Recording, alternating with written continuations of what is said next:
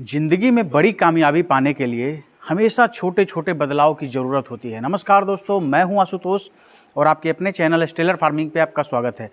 दोस्तों, आज की वीडियो काफ़ी इन्फॉर्मेटिव होने वाली है। वैसे हमारे भाइयों के लिए जो बर्ड्स की फार्मिंग करते हैं, जो देसी मुर्गी का पालन करते हैं, पोल्ट्री फार्मिंग करते हैं, बत्तख पालन का काम करते हैं, बटेर की फार्मिंग करते हैं, तमाम तरह के ऐसे बर्ड्स जिसकी फार्मिंग करते हैं, तो उनके लिए ये वीडियो काफ़ी इन्फॉर्मेटिव होने वाली है। साथ ही अगर एक्वाकल्चर में आप काम करते हैं मछली पालन के लिए, तो वैसे भी हमारे भाइयों के लिए ये वीडियो इन्फॉर्मेटिव होने वाली है। इस वीडियो में हम बात करेंगे दोस्तों, आज कहीं ना कहीं फार्मिंग में लोग धीरे धीरे अपने इंटरेस्ट को कम कर रहे हैं। कारण एक ये है कि उनका जो फीड कॉस्ट होता है, उनका जो पैसा होता है, वो 70% फीडिंग कॉस्ट में चला जाता है और ऐसे इसके लिए लोगों का इंटरेस्ट धीरे धीरे फार्मिंग की तरफ से कम हो जा रहा है। तो आज उनके लिए ये वीडियो काफ़ी शानदार होने वाली है। वीडियो के अंत तक बने रहिएगा। हम पहुँच गए हैं बिहार के गोपालगंज में। थावे से सटे एक बस्ती है, यहाँ BSF का कंसेप्ट लेके अमरनाथ जी आए हैं। BSF पहली बार अपने मुजफ्फरपुर के एक इंजीनियर साहब हैं, उनके मुंह से मैंने सुना था और इस पे वीडियो भी उनका पड़ा हुआ है। तो आज ये बिहार के अंदर काफ़ी बड़े पैमाने पे BSF का जो है वो प्रोडक्शन कर रहे हैं। हम जानने की कोशिश करेंगे कि BSF क्या है, कैसे फीडिंग कॉस्ट को कम किया जाएगा, तमाम तरह के ऐसे जानकारी वीडियो में आगे मिलेगी। तो आइए दोस्तों, देर न करते हुए वीडियो शुरू करते हैं। वीडियो शुरू करने से पहले एक रिक्वेस्ट है कि अगर वीडियो पसंद आए तो एक लाइक जरूर करिएगा, चैनल पर नए तो सब्सक्राइब कीजिएगा।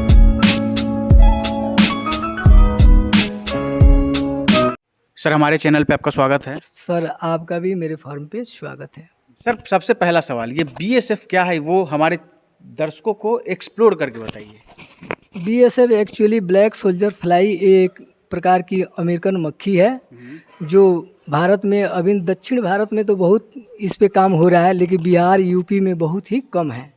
हमारे बिहार और यूपी में इसका प्रोजेक्ट समझिए तो ये पहला ही प्रोजेक्ट है और ये ऐसा प्रोजेक्ट है कि कोई भी अगर भाई जो मुर्गी फार्म कर रहे हैं, अगर इस प्रोजेक्ट पे काम करे तो उनका फीड कॉस्ट 50% से एबव उनका कम हो जाएगा। सर, सबसे पहले हम बात करेंगे आज BSF के ऊपर, लेकिन सबसे पहले हम पूछना चाहते हैं कि जैसे आज बहुत सारे लोग फार्मिंग में काम कर रहे हैं, जैसे बटेर पालन कोई कर रहा है, कोई पोल्ट्री फार्मिंग, कोई गौटरी का काम कर रहा है। आप इन चीज़ों से अलग हट के BSF का कैसे सोच लिए काम करने का? क्या आपके दिमाग में क्या आया, क्या इसका ये पॉजिटिव पॉइंट्स है वो बताइए। सबसे बड़ी बात है कि मेरे पास भी रोज़गार कोई नहीं था, फिर मैं सोचा कि नया कोई काम करूं, तो ख्याल आया कि बत्तख पालन, मुर्गी पालन, बटेर पालन ये बहुत ही बड़ी बिजनेस है। लेकिन सबसे बड़ी चैलेंज थी बढ़ती हुई फीड की दरें, जिससे किसान को क्या हो रहा है कि आज के डेट में उनको कोई प्रॉफिट ही नहीं हो रहा है। इस मार्केट पे एक्चुअली दलालों की कब्जा है। वो क्या होता है, माल तैयार कीजिए आप, फीड का दाम वो तैयार करते हैं, बच्चा के रेट वो फिक्स करते हैं, फीड का भी रेट वो करते हैं, खरीदने के समय भी वही कर रहे हैं और किसानों को क्या हो रहा है कि इसमें लाभ नहीं हो रहा है। फिर मैंने सोचा कि फीड कॉस्ट कम से कम इसमें मान लीजिए कि 100 रुपया किसी मुर्गी की लागत है, उसमें 70 से 75 रुपया फीड कॉस्ट पे खर्च होता है। तो कोई भी अगर किसान यदि काम कर रहा है, फीड कॉस्ट को कंट्रोल कर ले, तो फिर इस बिजनेस में प्रॉफिट ही प्रॉफिट है। तो इसी को सोचते हुए जब मैंने सोचा कि मुझे काम करना है, तो मैंने लगा सर्च करने कि क्या करूं जिससे फीड कॉस्ट को मैं कम करूं। इस पे रिसर्च लगा करने के दौरान मैंने क्या हुआ, काठमांडू से इसकी ट्रेनिंग ली, उसके बाद दक्षिण भारत से मैंने इसकी ट्रेनिंग ली। काफ़ी वीडियो मैंने Pakistan, Indonesia, Thailand, China, America, New Zealand की वगैरह की मैंने काफ़ी देखी। काफ़ी देखने के बाद मैंने रिसर्च किया। रिसर्च करने के बाद इस प्रोजेक्ट पे मैंने काम करना शुरू किया। आज के डेट में मैं इस पोजीशन में हूँ कि विगत 1 महीना के बाद 1 क्विंटल पर डे हमारा प्रोडक्शन हो जाएगा। आप यहीं के रहने वाले हैं या कहीं और के रहने वाले हैं? मूलतः मैं बेतिया का रहने वाला हूँ। तो घर से इतनी दूर करने का क्या मकसद है? सबसे बड़ा चीज़ तो मेरे पास जगह की प्रॉब्लम थी। ये जगह हमको मिल गया, एग्रीमेंट पे मिल गया और यहीं पे मैंने काम शुरू किया। इसलिए कि ये जो प्रोजेक्ट है छोटा प्रोजेक्ट नहीं है, इसको करने के लिए 2 पैमाने पे किया जा सकता है। या तो इसको घरेलू के रूप में कर लें या तो कमर्शियल रूप में। लेकिन मेरा सोच था इसको कमर्शियल रूप में करने के लिए। कमर्शियल रूप में करने के लिए लगभग करोड़ों रुपये की इसमें खर्च आती है। इसमें मशीनें वगैरह काफ़ी महंगी हैं। अगर कोई आदमी मुर्गी पालक है जो चाहता है कि घरेलू रूप में अपने आवश्यकता के लिए करें, तो उनकी इतनी ज़्यादा कॉस्ट लगाने की ज़रूरत नहीं है। वो कहीं ना कहीं से ट्रेनिंग लेके सीख के और वो अपना फीड कॉस्ट को कम करके अच्छा मुनाफा कमा सकते हैं। अब बात करते हैं सर बीएसएफ का। सबसे पहले कि कैसे क्या प्रोसेस है इसको तैयार करने का? सबसे पहले इसमें प्यूपा को हम लेते हैं और प्यूपा को लेकर क्या करते हैं हम लोग लव केज में डाल देते हैं। लव केज में क्या होता है, वहाँ से प्यूपा टूट कर ये मक्खी बन जाती है। मक्खी बनती है तो 9 से 10 दिनों तक वो क्या होती है कि दोनों आपस में मीटिंग करती है। मीटिंग करने के बाद वो क्या होती है, एक 500 से लेके 900 1000 के आसपास अंडा देती है। उसका मेल जो होता है वो फ़ौरन मीटिंग करने के बाद उसकी मृत्यु हो जाती है और फीमेल 24 घंटा में अंडा देने के बाद उसकी डेथ हो जाती है। तो इसका पूरा जीवन चक्र 42 से 45 दिनों की है, यानी 42 से 45 दिनों में ये ख़त्म हो जाती है, स्वतः ये ख़त्म हो जाती है। इसका जीवन चक्र ऐसे ही चलता रहता है। मक्खी क्या करेगी, हमको अंडा देगी। अंडा देने के बाद उसको हैचिंग पे 5 दिन के लिए डालेंगे। 5 दिन के बाद उसके बाद दुनिया की कोई भी मतलब प्लास्टिक छोड़ के कोई भी फिश और नर्म होना चाहिए उसको डाल के हम उसको तैयार करते हैं। 21 दिन तक उसको फीड देते हैं। उसके बाद फिर क्या होता है, वो प्री प्यूपा बनती है तो 14 दिन के लिए उसको अंधेरे जगह पे रखते हैं और 14 दिनों के बाद उसमें क्या होता है कि वो प्यूपा स्टेज में आती है। प्यूपा स्टेज में आने पे उसको लव केज में डाल देते हैं। लव केज में टूट के वो क्या होती है, मक्खी बनती है। मक्खी बनने के बाद से फिर अंडा देती है। इस तरह से ये प्रोसेस चलता रहता है। अब इसके बाद क्या होता है कि मान लीजिए कि आपका मुर्गी है, बटेर है, तो इसमें से कितना आपको अंडा लेना उस हिसाब से उसको रखिए, बाकी को आप खिलाइएगा। उधर हम देख रहे थे कि कुछ लकड़ी वगैरह भी रखे हुए थे, उसका क्या कारण है सर? उसका एग ही है, वो जो ये फ्लाई होती है उसी में अंडा देती है। उसके लिए क्या करते हैं, प्री स्टार्टर और उसमें क्या करते हैं, केला को मैश करके डाल देते हैं, उस पर जाली रख के और वो स्टिक को रख देते हैं। अच्छा। वो दोनों फ्लाई मेल और फीमेल क्रॉस करने के बाद उस पर आके बैठती है मादा बैठने के बाद वो फीड जहाँ नीचे रहता है, जानती है कि मेरे बच्चे को खाने के लिए यहाँ पे फीड है, तो वहाँ पे उसमें क्या करती है, वो अंडा देती है। उस अंडे को क्या करते हैं, बाद में हम निकाल लेते हैं, निकाल के उसको हैच करके उसको आगे फीडिंग पे डाल देते हैं। जो अंडा निकला तो उसको क्या, उस फीड के लिए उसको क्या देते हैं? अंडा निकलता है उसको सॉफ्ट चाहिए, या तो आप प्री स्टार्टर प्लस मकई का हो, मकई का जो आटा होता है उसको दोनों को मिला के उसको दिया जाता है पहले 5 दिन तक। 5 दिन के बाद से आप हल्का हल्का उसको सॉफ्ट, थोड़ा सा उससे भी स्ट्रॉन्ग बने देना शुरू कर दीजिएगा, लेकिन शुरू में एकदम सॉफ्ट उसको फीड देना है उसको। सर अब बात करें कि जैसे ये जो बीएसएफ है, तो अगर हम मुर्गी को देते हैं या मान लीजिए बटेर को देते हैं तो लगभग कितना % इसमें प्रोटीन होता है? देखिए, ये जब लाइव होता है तो इसमें लगभग 72% के आसपास इसमें प्रोटीन होता है। इसको 2 प्रक्रिया है, एक लाइव भी खिलाया जाता है और दूसरा इसको ड्राई करके खिलाया जाता है। अगर किसी के पास बड़े पैमाने पे यदि हो रहा है तो उनको ड्राई करना ही पड़ेगा। उसको ओवन में, या कई तरीका है जिससे उसको सुखा के रख लिया जाता है, लगभग 6 महीना तक वो ख़राब नहीं होता है। तो उसमें मान लीजिए कि मुर्गी को दे सकते हैं। एक्वेरियम में जो आप देखते होंगे, मछली हो गया, डॉग हो गया, पिग हो गया, इनके लिए, मछली के लिए, सारे के लिए इसमें फीड का यूज होता है। तो उसमें प्रोटीन, फैट्स, मिनरल्स जितनी की आवश्यकता होती है उतना कार्बोहाइड्रेट डाल दीजिए, प्लस इसको डाल के उसको फीड बना लीजिए, उसको खिलाया जाता है। आप उधर भी देख रहे थे, उधर जो साइड में एक वो नाद जैसा बना हुआ है, उसमें आप मुर्गी का जो बीट है वो रखे हुए थे कंपोस्ट के रूप में, उसका क्या काम है? देखिए, ये बीएसएफ है, एकदम जीरो इन्वेस्ट बिजनेस है।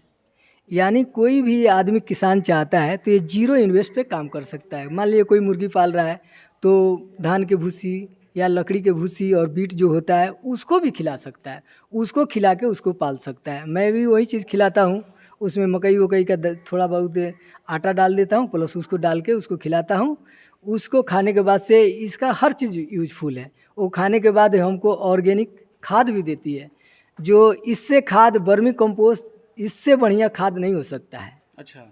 इससे बढ़िया खाद वर्मी कंपोस्ट भी नहीं है, ये समझ जाइए। इसका भी कॉस्ट बहुत ही कॉस्टली, 30 से 40 रुपये केजी ये बिकता है। ये जो इसका जो बच जाता है, जो खा के जो कीड़ा जो बीएसएफ जो बीट करता है, उस बीट को, वो हाई प्रोटीन वाला बीट होता है, वो समझिए। तो उसको फिर आप वर्मी कंपोस्ट में यूज कर सकते हैं। कंपोस्ट में यूज कर सकते हैं। आप सब्जी में, ऑर्गेनिक जो सब्जियां बनाते हैं उसमें आप यूज कर सकते हैं, नर्सरी में यूज कर सकते हैं। हमने किया हुआ, उसका काफ़ी बढ़िया रिजल्ट है।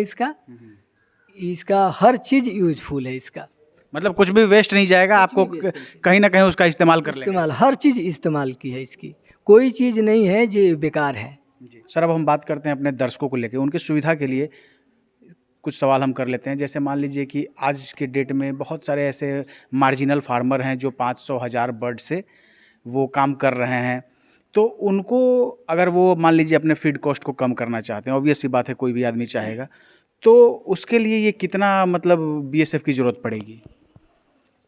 देखिए, इसका तो प्रोटीन आप जानबे करते हैं, कम से कम फीड को में 40% के आसपास लगता है। और मान लीजिए कि हम एवरीडे हम एक एडल्ट मुर्गी को 100 ग्राम, 110 ग्राम, 15 ग्राम, 20 ग्राम देते हैं, और उसमें समझ जाइए कि 20 से 25% ये हम खिला सकते हैं उसको।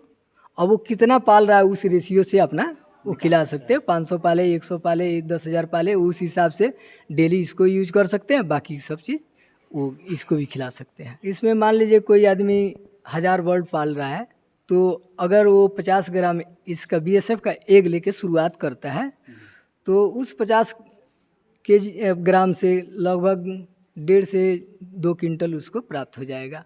अब इसी में से मान लीजिए कि अगले नेक्स्ट साइकिल के लिए उसमें से मान लीजिए कि उनके पास 1.5 क्विंटल माल तैयार हुआ, तो 10 किलो रख लें नेक्स्ट सर्किल के लिए। अब इसमें कि वो तैयार होते रहे, होता रहे, उनका सर्किल चलता रहे। अब बाकी को क्या करेंगे, अपने मुर्गी को जो भी पाल रहे हैं उस चीज़ को उसको खिला सकते हैं वो, और इनका सर्किल इस तरह से जीवन चक्र चलता रहता है। सर मेरा आखिरी सवाल, बहुत सारे व्यूअर्स आपको देख रहे हैं, बहुत सारे ऐसे होंगे जो ऑलरेडी मुर्गी पालन वगैरह कर रहे होंगे, तो उन लोगों को बीएसएफ के संबंध में क्या संदेश देना चाहेंगे? कि हम उनको यही कहेंगे कि बीएसएफ एक बहुत ही बढ़िया यूनिक चीज़ है। अगर इस प्रोजेक्ट के साथ अगर वो काम को शुरुआत करते हैं तो उनको लाभ होगा, कभी हानि नहीं हो सकता है। यानी इस बिज़नेस में कभी उनको घाटा नहीं हो सकता है। अभी हमारे मान लीजिए कि बिहार में तो हम लोग बहुत पीछे है, लेकिन साउथ में आप जाइएगा तो वहाँ 50-50 हज़ार लेयर का वहाँ बड़े बड़े प्रोजेक्ट हैं जो बीएसएफ पे काम कर रहे हैं। लेकिन बिहार में हम लोग के यहाँ की बहुत ही कम लोगों की जानकारी है इसके बारे में। अगर कोई भी आदमी अगर इस प्रोजेक्ट को जान ले, अगर जानकारी लेके अगर करता है, तो वो अच्छी कमाई कर सकता है और आगे बढ़ सकता है। हमको भी शुरुआत में मैंने क्या किया, इसके लिए प्रशिक्षण लिया। प्रशिक्षण लेने के बाद मैंने इस काम को किया हूँ। हमें भी कठिनाई आई। कोई आदमी यदि शुरुआत करना चाहता है तो कहीं ना कहीं से पहले इसकी जानकारी ले, अच्छी तरीके से जानकारी लेने के बाद वो आगे बढ़ें। आगे बढ़ेंगे तो हार नहीं सकते हैं इस बिज़नेस में, उनको लाभ ही लाभ होगा किसी भी प्रकार से। उनकी चाहे फीड कॉस्ट कितना भी महंगा हो जाए, लेकिन वो इस बिज़नेस से लाभ ही लाभ कमाएंगे। बहुत बहुत धन्यवाद सर महत्वपूर्ण जानकारी देने के लिए। Thank you sir. दोस्तों ये थे अमरनाथ जी, गोपालगंज में काफ़ी बड़ा प्रोजेक्ट सर लगाए हैं बीएसएफ को लेके और काम कर रहे हैं काफ़ी अच्छे से। लगभग 4 महीने हो गए हैं इस प्रोजेक्ट को शुरू किए हुए और काफ़ी अच्छे से सर एकदम एहतियातन इस पे काम कर रहे हैं, काफ़ी बारीकी से इस पे नज़र बना के, और कैसे हर स्टेज पे कैसे कैसे क्या करना है उसको ध्यान में रख के कर रहे हैं।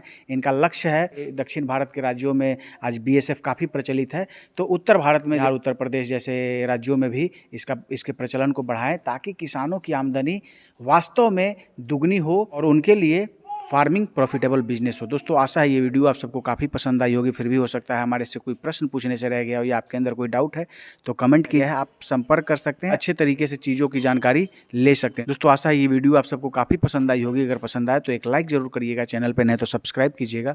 Thank you for watching.